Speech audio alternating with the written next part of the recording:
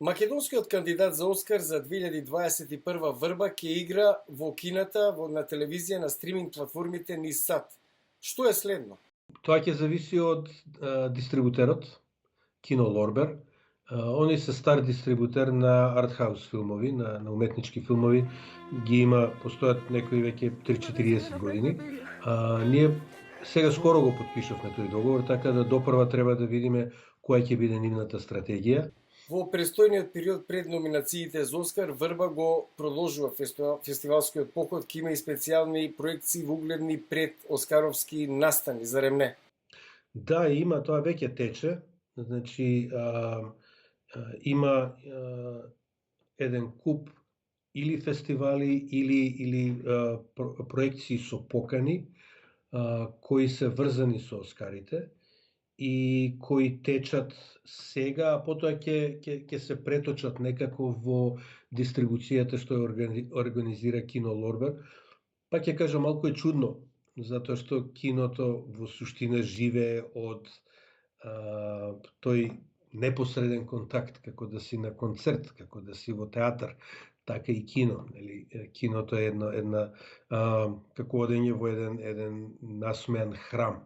Сега тоа ни е одземено оваа година и ќе видиме како целото тоа ќе се развие понатаму. Еден поглед наназад за досегашниот живот на Врба по 15 месеци од светската премиера на Римскиот филмски фестивал. Колку сте задоволен со оглед на изменетиот претежно виртуелен глобален начин на живење? Па вака една собрано во капсула како тоа изгледаше може да се види на примерот на Cinekvest. Значи, Cinekvest лани во март почна во Сан Хозе, Калифорнија. Врба требаше да игра втората недела. После првата недела фестивалот се прекина, се продолжи после некои 6-7 месеци виртуелно. Тогаш се прикажа Врба и Врба потоа го победи на тој фестивал. Беше прогласен за најдобар филм. Значи, фестивал кој траеше 7 месеци практично. Чудно беше малку.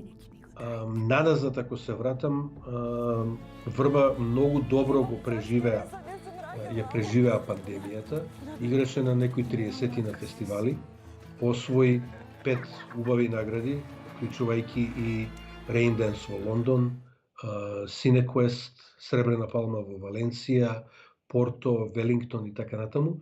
Во дистрибуција влезе во неколку земји, во Македонија одлично помина и во кино и на телевизија.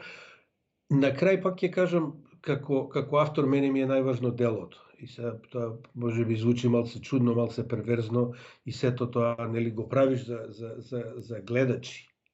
Го правиш за да остане филмот, ама вистинскиот диалог е со самото дело, со самиот филм. И јас сум страшно задоволен од тоа како излезе филмот, а се ова друго на крај му дојде како некој дополнителен бонус, како еден мерак плюс. Ликот на мајката е присутен во речиси сите ваши филмови, пожртвувана, бескрајно посветена, полна со љубов, ама и фриволна, површна. И велите, пишувате по интуиција и со занет, но никогаш со агенда или со намера. Па да, и така и со фактот дека во скоро сите мои филмови или еден од главните ликови или темата е врзана со мајчинството, со родителството, со мајката. Баш така, не е со агенда, никош не сум седнал да кажам, сега ќе правам филм за мајки. Ама очигледно нешто во географијата на мојот внатрешен свет ме насочува да зборувам баш за мајките и тоа за различни мајки. Баш, како што рековте, од најпожртвувани до најфриволни. Може би затоа што нашиот контакт како поединци со општеството почнува со контактот со мајката. И интересно е да се испитува таа поставеност. Драматуршки исто тоа дава едно богатство. Ете, така се мајките присутни во моите филмови. Милчо, Оскари на 25 април во време на пандемија The Show Must Go On. 93-тото доделување е поместено, но номинациите ќе бидат објавени во март. Какво е чувството, очекувањата со Пред дождот тогаш и Врба денес? Па многу е различно, ама во исто време и многу е слично. Јас кога дојде време Пред дождот да биде номиниран, кога беше номиниран, он веќе имаше освоено еден куп награди, многу важни награди за прв филм. Прв пат отидов на фестивал и го освоив. Некако во тоа време бев уморен и од патување, и од фестивали, и од признанија и само чекав што побрзо да заврши. Сега дојдов до еден мир во кој сваќам дека е многу важно филмовите да добијат признанија, да добијат награди, затоа што на тој начин ќе добијат и публицитет, кој ќе значи дека повеќе луѓе ќе ги видат филмовите и тоа е корисно и за следните проекти. Ама сето тоа е практична работа. Значи, ја на некој сличен начин мојот мир сега го имам затоа што сум многу задоволен со делото. И така да ми е на еден убав начин, и ако сакате да кажете нескромен начин, ми е скоро се едно што ќе се случи. Јас сум многу среќен со филмов и тоа е најважната работа. После Врба, Кајмак за нетрадиционални романтични врски. Кога почнува снимањето и каде? Па Кајмак ќе се работи во Скопје. Околу 90-95% од снимањето е во Скопје, значи градски урбан филм, современ филм, копродукција. За сега партнери се Данска и Бугарија.